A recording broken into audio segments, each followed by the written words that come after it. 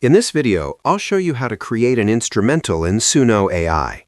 First, open your browser and go to the Suno website. Then, make sure you are on the Create section. Now, look at the options on the screen. Make sure the Custom tab is turned off and the Instrumental option is turned on. This is important because if Instrumental is off, Suno will try to generate lyrics instead of music. Next, check your version.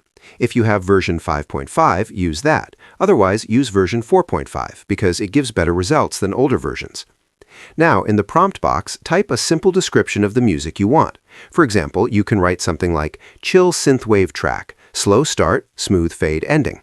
Keep it simple and clear. After that, click on Create. Suno will now generate your instrumental.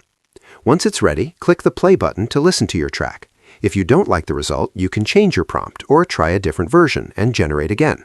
You'll notice that newer versions follow your instructions better, like smoother starts and better endings. If you turn on the Custom tab, you can add more control, like style or title. But for beginners, it's better to keep it simple and let Suno handle everything. And that's it. That's how you create an instrumental in Suno AI.